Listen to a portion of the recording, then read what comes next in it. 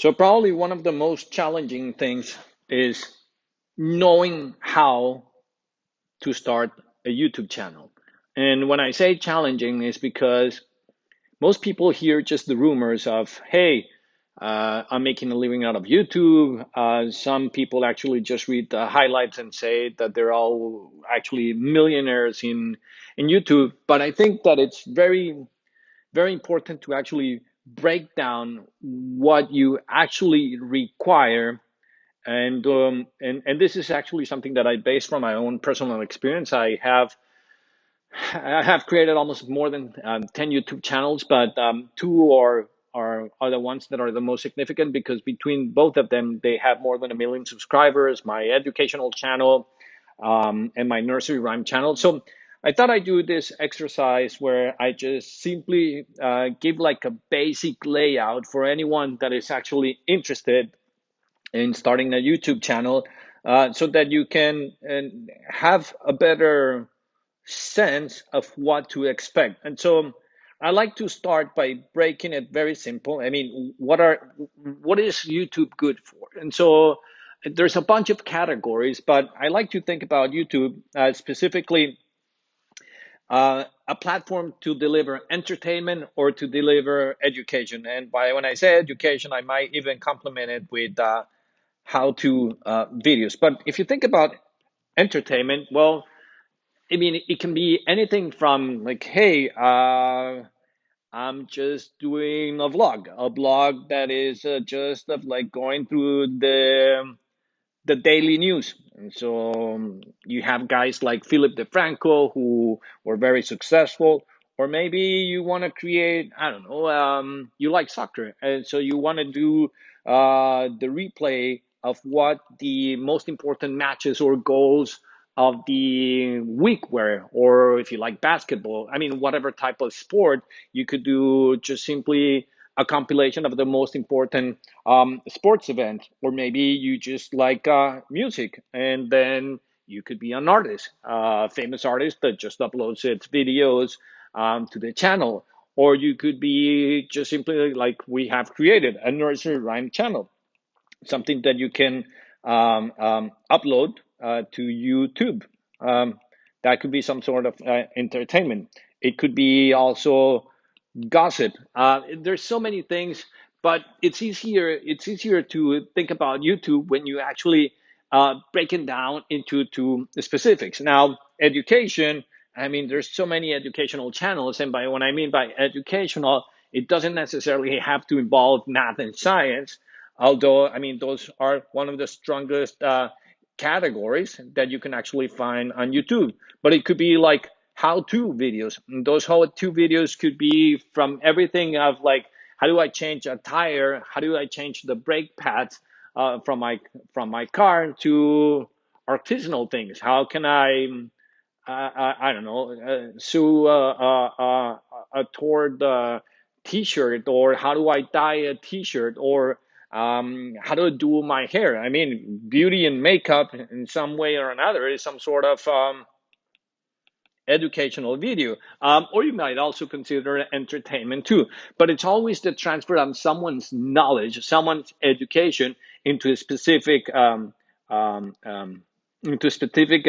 set of videos or instructions that gives it its educational value. You might have someone that is actually teaching you how to trade stocks. That could be something that is also very appealing. Or if you're in entertainment, you could just talk about the political news with an angle, just be plainly sarcastic, or you could just be like just an open podcast where you talk about anything, just give your opinion about the news or what's happening. I mean, one of the best examples is actually Joe Rogan. I mean, he produces a very good job. And so, if you think about any channel that you've seen, you could probably land it in one of the two categories. Obviously, it breaks down. Just to give you one last example, I mean, if you follow any of the gamer channels, Minecraft, It can be placed in education or a little bit split into the entertainment because it has both of those values. But the important thing is whatever you do, it falls into one of those spots, either entertainment or education. Now, the important thing to recognize is the more you dive in into the niche aspect, well, the higher your chances of actually becoming better or becoming more noticeable or just simply be recommended or suggested by the algorithm. And what do I mean by this? So let's say you start a beauty channel, right? Well, you want to focus on something that is specific. I mean, if it's makeup, well, you just can address. I mean, there's so many things that people search specifically. It could be, I don't know, a makeup channel that just focuses on dark eyes and what dark eyes or dark shadows. That could be a specific niche. If you're still thinking about beauty, you could do it about hair. But maybe it's just not about hairstyles. It's just specifically about long hair. So how do you treat or how do you cut long hair and what treatments or what I don't know shampoos or massages or what do you do to actually take care of your hair? Let's say you are into I don't know you're a fitness channel and so one of the things that you're into, let's say you are into yoga, but you just don't want to do yoga. You want to do something that it's yoga for the core. And so people, instead of searching openly for yoga, what they do is yoga for the core, and they want to focus on how to strengthen their core, how to reduce or get strong abdominals. And so that could be another aspect. And so you could do yoga and then you could do a combination of something different, yoga and let's say calisthenics. So if you do that way, you'll probably have a higher chance of actually being found because you're going to be more specific. Now, let's do another niche that I like a lot, which is finance. So you just don't simply want to talk about, I don't know, a savings, a checking account. Maybe you are into trading. And if you're into trading, it's not only about talking, hey, look, the S&P closed, the Dow Jones went up, the Nasdaq went down.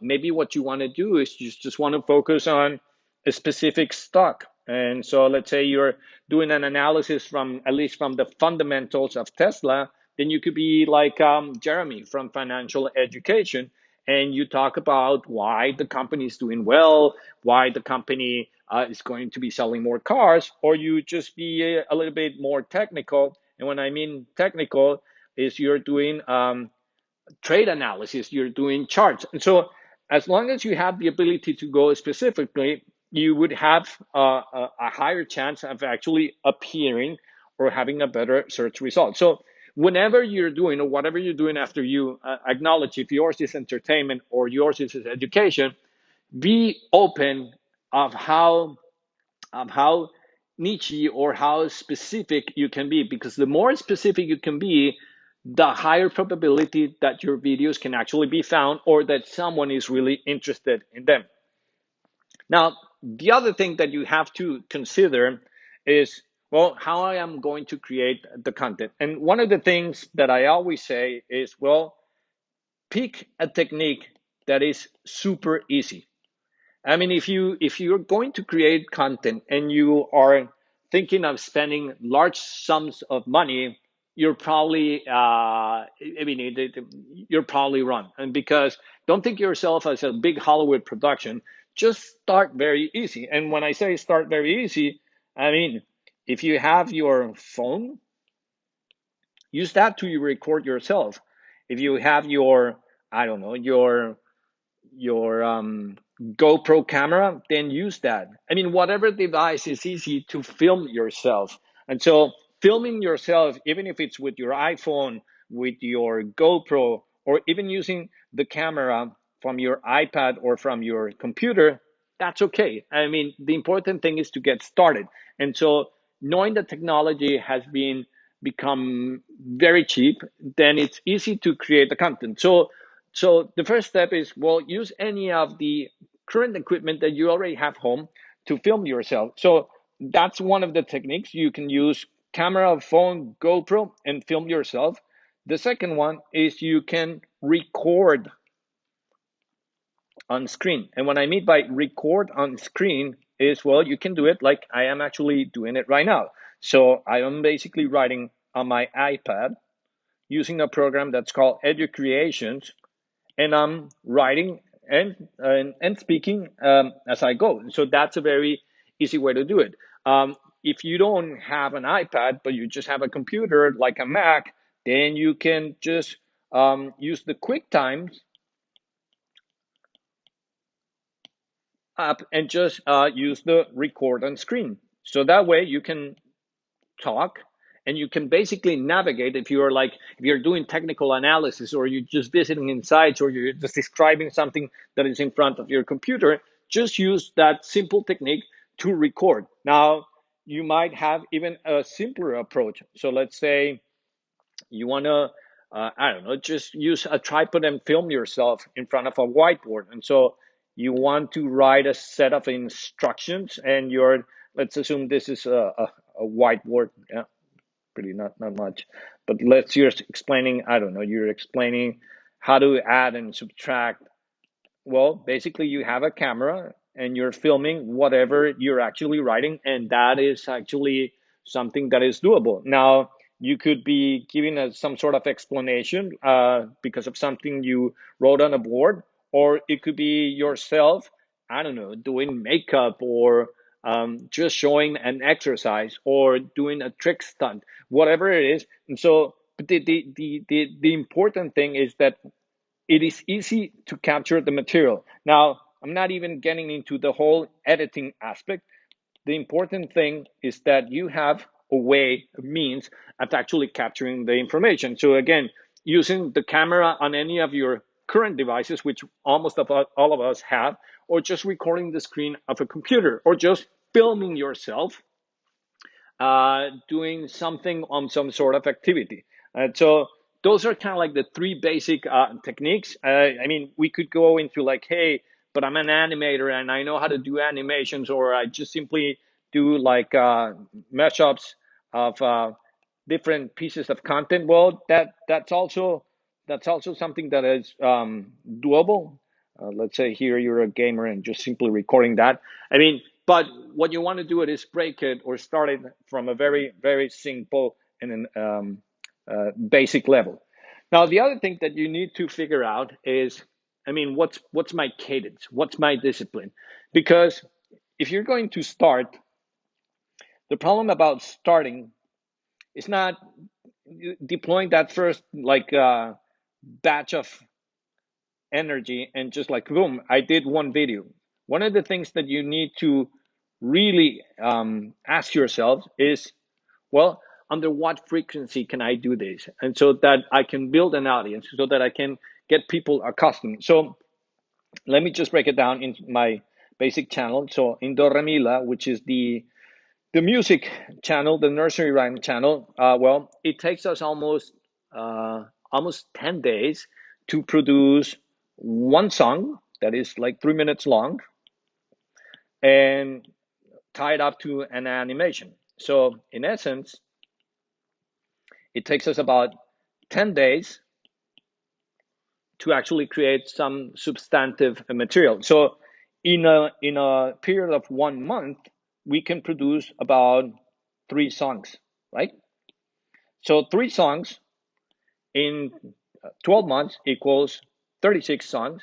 So that by itself is a cadence that is relatively important. Now, you cannot say if you're creating an animation and you're creating original songs that you would create one per day. It's just too complicated. I mean, it's highly unlikely that you would be able to do something where you impose such a rigor. But on our educational channel, which is called Tareas Plus, basically what we do is we do math and algebra and physics explanations that last anything between 3 and 5 minutes, but because they don't have such a highly disciplined, well, editorial process, because we're just recording the screen, then there it's a little bit much easier, and we can produce one video per day. So in at the end of a year, we might end up with 400 videos. So that is basically very significant. Well, 365, sorry. We have 365 videos, and so it's only easy because the way that we're creating the content, um, it's applicable. So it doesn't take much. There's enough mathematical and science and chemistry content that we're able to do this. And so if you're going to be, I don't know, doing, let's say, makeup, well, most probably you can schedule it for twice a week because that's how often you want to be exposed to, I don't know, to do makeup, or you want to take advantage of getting ready for the day. Or even if you're like a cooking channel, you might do it twice or maybe three times a week. So you have to define under what frequency. But my advice is that whatever your output is, let's say in a period of 1 week or in a period of 1 month, is that you try to space it out evenly so that you don't suffer from fatigue or creator burn. And so that way you give time to your audience to actually digest. For example, I personally like Joe Rogan, and I'm subscribed to his channel, but he creates podcasts that are between 2 and 3 hours. And the guy actually sometimes gets into a production crazy, and he produces a podcast per day. But if you're going to consume that material on a daily basis, it's going to be very hard to employ your time to consume all of his material. So it's good to actually space it out. So be very conscious of what discipline you're actually going to employ.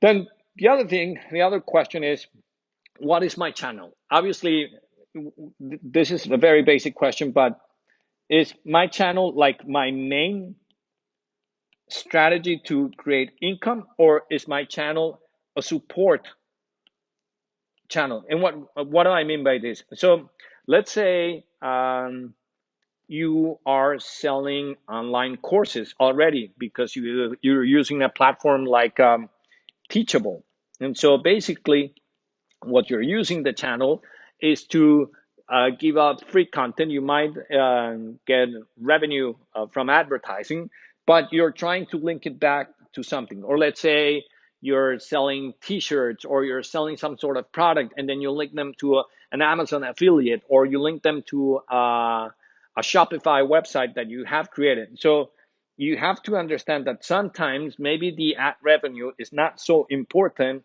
because what you're really trying to do is create distribution and promotion for the content that you're creating on your YouTube channel to support something else. YouTube, and you can follow that on some of my other videos, have been providing alternative mediums of how to create revenue. They have an alliance with Teespring.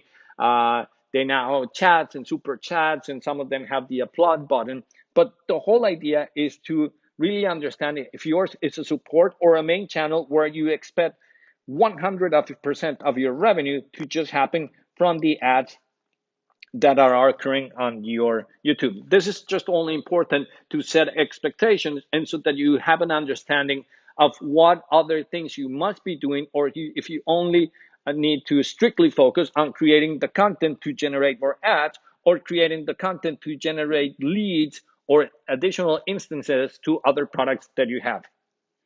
And finally, well, it's all about setting goals. And so when I say about setting goals, is that well, there are a lot of channels, and I say this will probably fall in the 80% of all YouTube. A lot of channels that generate between $300 and $500 a month. So $300 and $500 a month, it's good supplementary income. It's beer money. So it is good money to have, but it's not money that will allow you to live strictly on the channel. There's another set of channels that can make anything between $1,500 all the way to $3,000 a month. Now, those channels are channels that are starting to look, hey, I could actually make a living just on these channels alone. There are a bunch of travel channels that actually make about this range of money. And so you could travel the world on $3,000. I mean, you'll do it on a tight budget. And then there are the super channels. Well, when I say super channels, is anything that makes 10K and above. I think it's pretty decent because it says you can focus your living on a YouTube channel. I mean, obviously there are channels that make north of $1 million, but let's put them in the same category. I mean, now you're making a living. Obviously, those would be, I would say, less than 5% of YouTubers, if not, maybe not even 5%, maybe like 2 or 3%. But what I like about doing this is that you can set expectations. Now, in order to understand how to get to the previous goal is, well, how much, not money, but how much time do I need to really invest? And so you could have easily a YouTube channel where you created 40, 50 videos and never look back at it again. And those are the ones that are going to create you, I don't know, probably $300 to $500. But if you want some sort of recurrence, like the 1500 all the way to 3000, I mean, this is going to require, and this is my personal estimates, this is going to require 6 months and more I mean, like constant work. If you're in the 10K, you have to be like fully committed. And this is like, I mean, you got to be on YouTube 1 to 3 years constantly creating content, either on a bi-weekly basis, if not on a daily basis. For the 500, I mean, you could spend one, not one, let's say 2 to 3 months of like content creation, and you will probably land here, but this all depends on the content. But this gives you kind of like I mean a rough idea of what to expect. So remember, if you have any set of questions, just comment below. And if you want me to create another video about a specific subject, if you feel free to write here on the comment section.